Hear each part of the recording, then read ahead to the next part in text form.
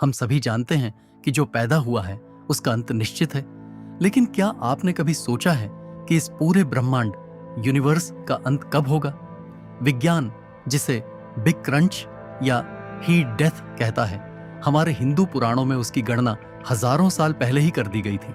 आज हम जानेंगे महाप्रलय का वह रोंगटे खड़े कर देने वाला सच कि सृष्टि का विनाश आखिर कब और कैसे होगा।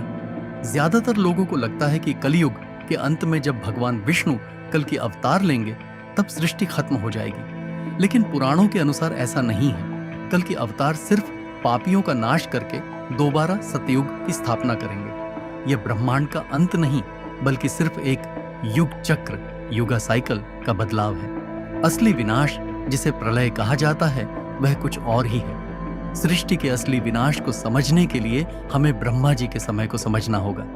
इंसानों के 4 अरब 32 करोड़ साल, ब्रह्मा जी का केवल एक दिन होता है जिसे कल्प कहते हैं। जब ब्रह्मा जी का दिन खत्म होता है और उनकी रात शुरू होती है, तब तीनों लोकों में जल प्रलय आ जाती है। लेकिन यह भी पूर्ण विनाश नहीं है।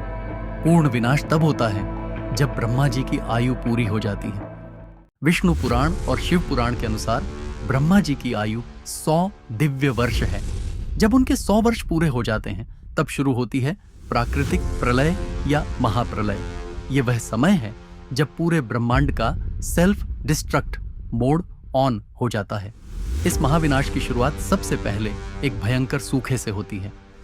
पुराणों में बताया गया है कि महाप्रलय के समय आसमान में एक नहीं, बल्कि 7 सूर्य, 7 सन्स एक साथ चमकने लगेंगे। उनकी भयंकर गर्मी से धरती का सारा पानी भाप बन जाएगा, समुद्र सूख जाएंगे और पाताल से लेकर स्वर्ग तक तीनों लोग धधकती हुई आग में जलकर राख हो जाएंगे। ब्रह्मांड का हर एक ग्रह इस लौकिक अग्नि, कॉस्मिक फायर, में भस्म हो जाएगा। तीनों लोकों के जलने के बाद संवर्तक नाम के भयंकर और विशाल काले बादल आसमान में छा जाएंगे। इसके बाद लगातार 100 सालों तक ऐसी मूसलाधार बारिश होगी जिसके बूंदों का आकार हाथियों की सूंड जितना बड़ा होगा। यह ब्रह्मांडीय जल पूरी सृष्टि को डुबो देगा। आग शांत हो जाएगी, लेकिन हर तरफ सिर्फ पानी और घोर अंधकार ही बचेगा।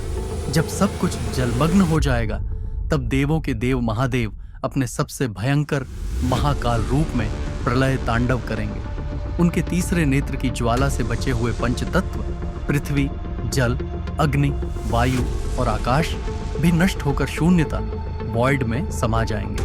समय, दिशा और पदार्थ सब कुछ खत्म हो जाएगा।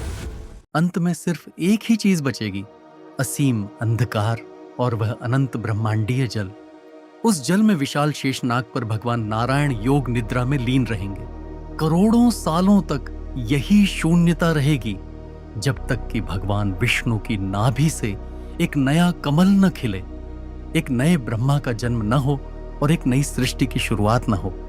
अगर यह रहस्यमयी जानकारी आपको हैरान कर गई, तो हमारे चैनल को अभी सब्सक्राइब करें और कमेंट्स में हर हर महादेव या ओम नमो नारायणाय जरूर लिखें।